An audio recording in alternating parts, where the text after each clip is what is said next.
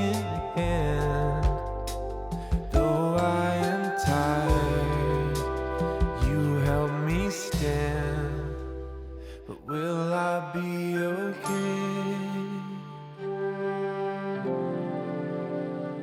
All will be alright. Will I be okay?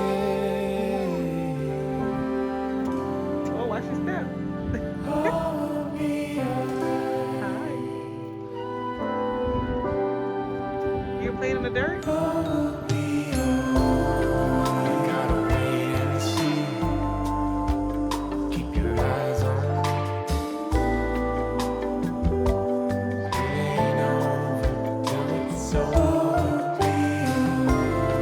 You gotta wait and see. Just keep your eyes on me.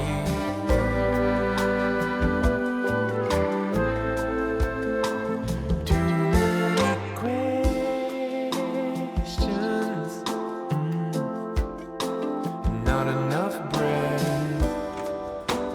How can I rest my head? Who's in your shirt? Jesus, I know Is it blue? that you got the plan. Help me believe. I know you can, but will I be okay?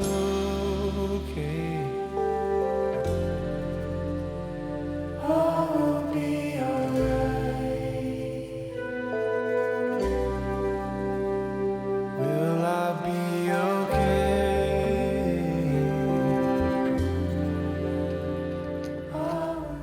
Probably going to come back through here and of course add more rock. While this grass is dormant, pull any that I see so that it's easier to maintain. And I think I'm gonna change these stepping stones out. There's 4. I think I'm gonna change the layout to add 6 so that the walking gait, and obviously, you know, my legs are longer than the girls, so if you see my gait, like I have to gather my steps just to, so I want it to where your gait is natural, so I'm gonna lay the stones that way. So yeah, always something to do, y'all.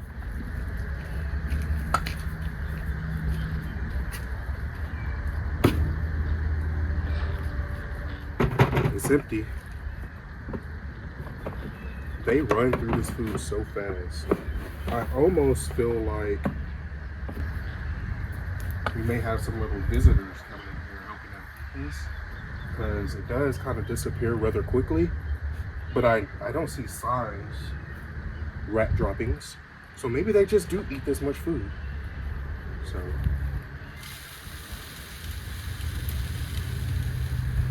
I can easily go through a 50-pound bag of their feed and like about 5-6 weeks depending on the year. Sorry, forgot my funnel.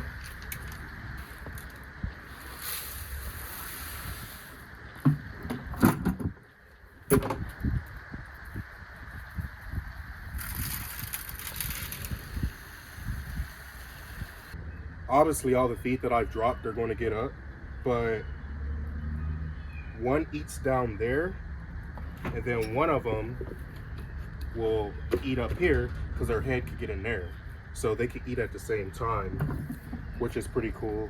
But Elvis, that train, man, whoo, it's looking good, buddy. It's looking good. See,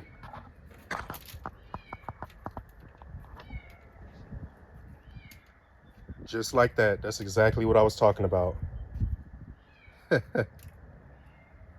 And then Priscilla, she'll go underneath. Look at that.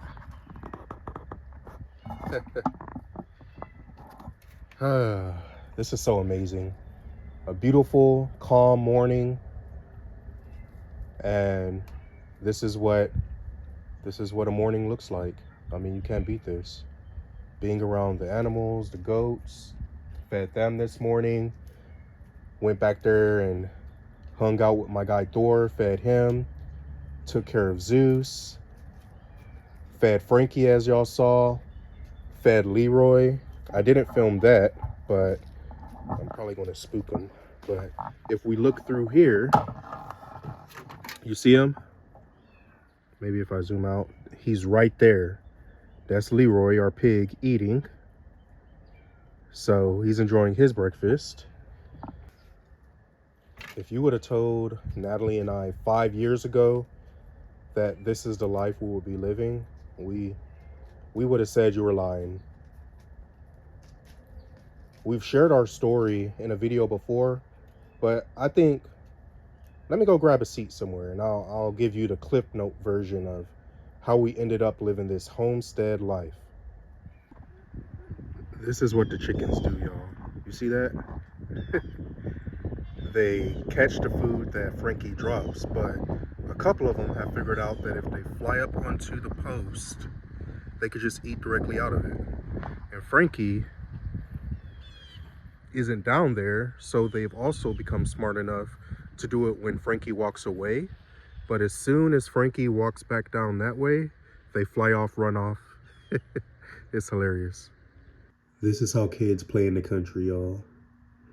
They're supposed to be camping, so they have the cart and they're just, I don't know what they're doing in the cart. See the camping bag? Egypt just threw on the ground. They tied up Achilles right there to that tree, probably because he was messing up their game. But I do know they also try to get the dogs to pull them on the cart like the dogs are horses, which is pretty funny. Look at Pharaoh. Look how small he is. Like, what are they doing? Kids. And this right here is the beauty of living out in the country. We're not worried about neighbors. We're not worried about traffic. We're not worried about who's watching.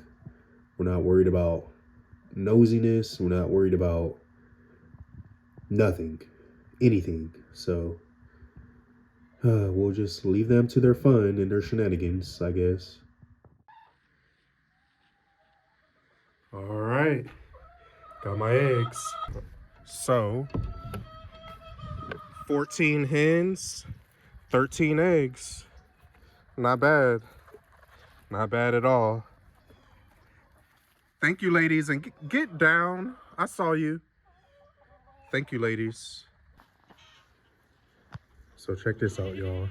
It's about to rain, so came to get him so we could go in the house. Just put Zeus back up because he doesn't like to be out in the rain. And what is this game called? Pull the wagon. It's simply called Pull the Wagon? Yeah, the dogs pull the wagon and Pharaoh rides it. I said that earlier. Y'all were trying to get the dogs to be like horses. And they did it. They were going fast. While Pharaoh was riding in there. Can he do it with Sahara riding in it? Kind of, but they can't go fast. Daddy, yeah, What? but now she doesn't want to play. Y'all been out here for at You least, don't want to play with me because you said you're not going to play with me ever. I think y'all been out here for at least over 2 hours, Sahara. Yeah. No, because you didn't give me no more chances. Mm-hmm. I think you make sure you go put that in the garbage can right now since you're done. Look at your face, girl. Look at your face. Go put that in the garbage and wash your hands and face for me, okay? Thank you. Go fast, fast, fast, fast. How fast can you run? Oh my goodness gracious. Y'all, I don't even see her anymore. She's like gone. Wow. Speed of light, I tell you. Speed of light. Pharaoh, did you have fun? Yeah. Hey. Hey, you had fun with your sisters? Yeah. You know those shoes are for your feet. You're already learning after this one who never wears shoes. Yeah, you. It's way more better without shoes. It's way more better without shoes. Now, is that proper English? No. Yep, you are correct. It is not. Right, Elvis? And Priscilla say it is not proper English. All right, Way more better. Y'all about to go in the house? No, I'm going to say hi to the cats. Okay. Going to play with the cats. Okay. All right. Y'all have fun. Bye, Pharaoh. See you later. All right, so the kids are going to check on the cats and make sure they're all good, which they are. I just finished checking on them myself. And yeah. Now let's go sit down. This is like 2 days later. Let's go sit down and let Natalie and I tell y'all this story. All right, y'all. So I finally made it to the porch a day or maybe 2 later, so we can finish the conversation that we were having and share some of our journey. Once again, this is going to be the Spark Note version of our journey, and a very specific part of our journey. And the question I posed was, how did we end up homesteading, especially at our age? So I'm 24, and my beautiful wife is 20.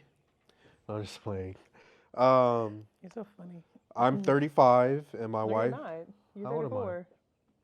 I'm 34. Oh, you are 35. Yeah. You mean 34 to me to like. I'm 4 years older than I'm you. still thinking I'm 30. You're 31. I know, but I'm still 30. Yeah, I'm 35. I'm 30. Yeah. I'm 35, and my wife, who has the opposite of a memory of an elephant, is 31. So, how long have we been together, Natalie? It will be 14 years in October of this year. Thank you, because I didn't know the answer. See how you do that, fellas? No, I didn't have to say that part, but that's how you do it. So we're going to very specifically speak about how did we end up homesteading at our age, because at the time when we started, I would have been 30 and you would have been 26. When we started, like physically owned land, owned property, and could realistically do it. But even before that, we had this goal. I don't want this portion to be 30 minutes, so let's just dive into that question. So here's what happened for myself, or do you want to go first? You can go first. Okay. So Natalie and I were living in Hernando, Mississippi. We also at one point lived in South Haven. At one point we lived in Germantown in Memphis, right? But at this point we were living in Hernando, Mississippi. We had bought our first home, which was a house over 3,000 square feet on half an acre, beautiful neighborhood, HOA neighborhood. Beautiful home. But even at the point when we bought that home, when we were searching for a house, we were really looking for a property to homestead. Yeah. It just didn't work out. I don't even know why we chose that house. Financially. So like all the properties we looked at that had land, they were above what we wanted to spend, or like our budget that we had set for ourselves at the time. We were trying to be responsible. And we also were expecting another baby. So that played a part into it. Yeah. Sahara Jade. I remember another point now, is a point that I still believe this day. You don't need a lot of land to homestead. Oh yeah, no. So we bought that land. It was half an acre. So the backyard was probably like, It was a good backyard. yeah, it was a decent size. You don't need a lot of land to homestead. So if you're out there and you want to get into homesteading, a half an acre, 1 acre, you don't need 100+ acres to homestead. Our current property is a little over 10 acres. Yeah. For those that happen to care or just nosy. But And we don't even use all of it. Yeah. The cows have about half of it. They have about 4.5 acres up front that we could easily get way more use out of. But you don't need a lot of land. So we're living in Hernando, Mississippi, and we had this dream of homesteading one day. But at that point, we were like the typical American that said later in life, like when we retire, we would like to homestead and live this type of lifestyle that we're currently living right now. Like later in life, right? 65 when I retire, right? Yeah. And here's what happened. Death. death happened to me personally. No, that's not word right because I'm still here. I had That friends impacted you. pass away, close friends that pass away, 3 of them. And they all happened within like a 1 year period. Yeah. So the first friend that I lost was someone I went to high school with. It was a high school classmate. Young guy. Well, obviously he's my age. We're young, right?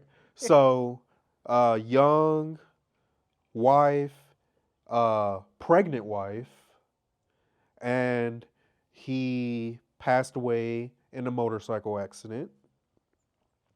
Here one day, gone the next. Like totally unexpected. You never know when it's your time.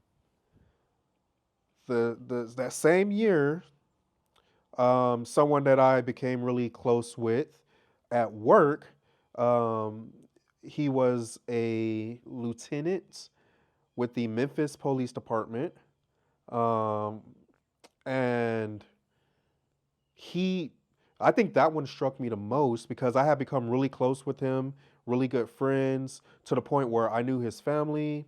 When his family would come around, we would always have great conversation, and I knew what his goals and plans were. He planned to retire within 6 months, and his whole life, he was working up to that moment. The moment where he did his time, he was going to get his pension from the city.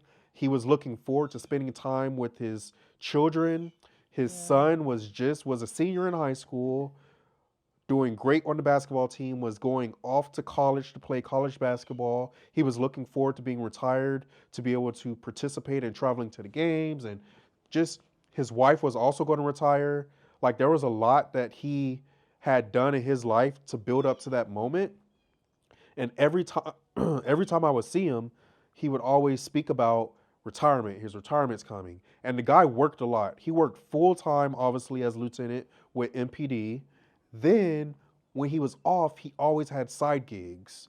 So he, no joke, y'all, was probably working 16 to 18 hours a day because he was doing all he could to prepare for retirement, right?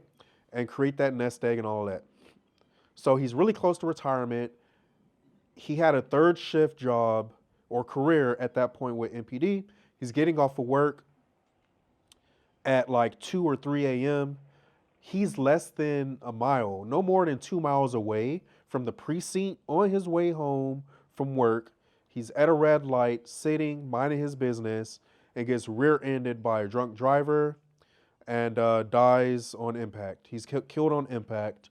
And I just remember that like yesterday, just waking up to that news. And breaking news, the man who hit and killed Memphis Police Lieutenant Myron Fair has pleaded guilty to aggravated vehicular homicide. Markel Griffin was scheduled to go to trial Monday, but instead pleaded guilty. Officer Fair had just gotten off work in March 2019 when he was hit from behind at a stoplight at Austin P and Yale.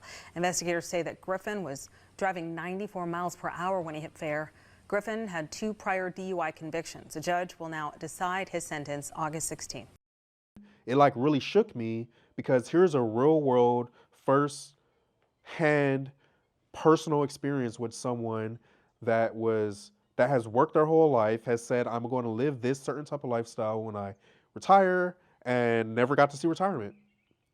So then I really started thinking about, well, there's all these things Natalie and I want to accomplish in life, but you never know when your time is. So what if we never get to experience those things that we work towards? So what are we waiting for? Mm-hmm. The same year, a coworker of mine who I was really, really, really cool with passed away. He was killed by a drunk driver on his motorcycle.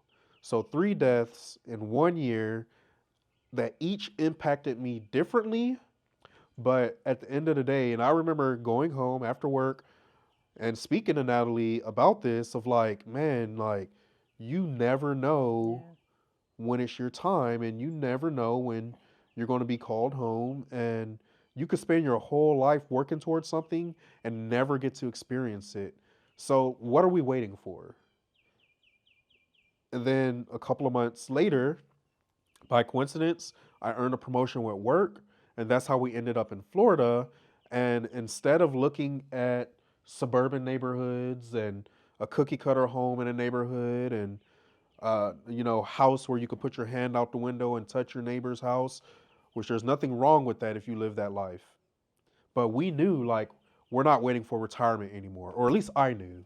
Yeah. So that's when we literally felt like, no, it didn't feel like we did. We did. went all over Central Florida We did. and even a little bit of North Florida. We went all over Central North Florida looking for properties. It took us 1 year to find this, literally 1 year. Exactly, yeah. And we looked at more homes than I would like to admit to find this property.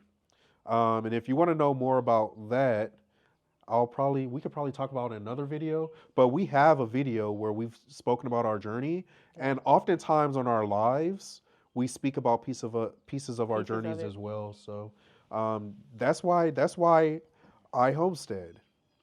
I would like to say that's why we homestead, but Mom's going to answer from her own perspective. Like, what are we waiting for? So what made you agree or want to live this lifestyle or be on board with this lifestyle at our age? So the first part, it does align with what Nico was sharing, because at the same time he's experiencing all these things, we're mapping out, we're getting married, and then my grandmother was going to come and stay with us for a couple months, and she's like in her early 60s, like at retirement age, and that was what she liked to do, travel and visit her grandkids. And then she passed away unexpectedly, like she fell, and that's just how it happened. But it wasn't like a foreseen thing. And so it hit home in that aspect of, she's worked this whole life where now she gets to enjoy her grandkids and her great-grandkids. But like, to Nico's point, what are we waiting for? And life is just too short. And so that was one piece of it. But the other aspect of it for me was also being a supportive wife. No, I'm just playing. Go ahead. Just seeing where the world was going. And I people who know me personally know that I am a very picky eater, and I just like to know what I'm eating. I just want to know. I don't like to go and just eat at any place. I like to know what I'm putting into my body. I'm just very picky about it, and I think that we should be able to do that. And one thing that I don't eat, or I didn't eat before, I started to eat it a little bit more now, but it's like beef and pork, and it's because I was skeptical about it, and thinking about our children now that we have, at the time we only had Egypt and Sahara, but now we have 4 children. And for me, I wanted to make sure if I'm cooking meals for them, I want to know what I'm putting in their body when it comes to protein. And hopefully this year we kick off our garden to start that part of it. Right. And just seeing the way the world is going, because at the same time, one part Nico forgot to mention, right when he got his offer, the pandemic hit. Oh yeah, I got my offer for this promotion on February. January 31st, and moved to Florida by myself, and I was living here, and less than a month later, the world shut down. So yeah, we came to visit Nico for his birthday, March the 11th, and my birthday is a week after. On our flights home, we both were getting calls and text messages from work to hop on calls, and that next week the world shut down. And that was just an eye-opening moment, like, just to confirm. I won't even say that's eye-opening. It was more just confirmation on what we knew we wanted to do and why we should do it. Like, it just kind of inspired me to want to go ahead and get started now, because seeing things like supply and demand, and I want to make sure we have that security for our families to where we can build towards being self-sustaining. Because honestly, when we get older, we're going to want to travel a little bit too. Yeah, so we do want to absolutely. live this lifestyle, but why not put the work in now while we're younger and we can, versus putting it off and waiting, because we don't know if tomorrow is going to come or what's going to happen tomorrow either. Yeah. Yeah. But I don't have a dream of traveling right now. No, I don't either. Or we would do it because That's of the everything funny we just part. said. Yeah. But we want to wait till like the kids are older. Yeah. Right. But like my biggest bucket list, man, I really would love to do this. I really would love to accomplish that. This is like the type of life I want to live, is the life we're living right now. Yeah. And Oh. baby crying. Gotta get the baby. Let me go get her. Okay. All right, y'all. So Mom's back with the baby, who was in there creating a fuss. Where's her hat? She took it off. Oh. She said, I'm tired of this.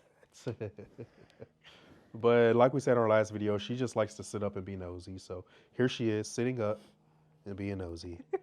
But yeah, the moral of the story is, well, A, how we got into this lifestyle. B, if this is a life you want to live, or if there's anything in life that you want to do, go for it. If it's within your financial means and you don't need a lot of money, good, better, best. You know, everything has entry level, intermediate, and expert, right? Finances as well, good, better, best. Like, you don't need a lot of money to be a homesteader because you don't need a lot of land. There's farmers out there that will lease you their land. Some of our favorite farms across the country that we've gone to, where you could like do U-pick and stuff like that, they're on leased land, you know? Yeah. So, hey, just something to consider, and I don't know what else you want to. Yeah, and I think the other part is sometimes you'll see someone's journey, and we were guilty of this, and sometimes we even are now, where you see where they're on, you're like, man, I wanna be there, but you have to remember, like, just start somewhere. And so it doesn't have to be where you see certain people at, or if they have like this expensive equipment, or they have all these fancy things. No, like I remember my first plants we did in a milk jug, like when I was a little kid. That was my first time planting something. It doesn't have to be in this fancy container. So yeah, that's my main thing. Just don't compare and just start. I mean, that's a whole nother video topic. Yeah, that's a whole nother. Look at Mom giving us video ideas. But thank y'all for joining us. I don't even know how long this has been, but we'll see y'all in the next one. We love y'all. Cat update in the next video. See y'all then. Peace.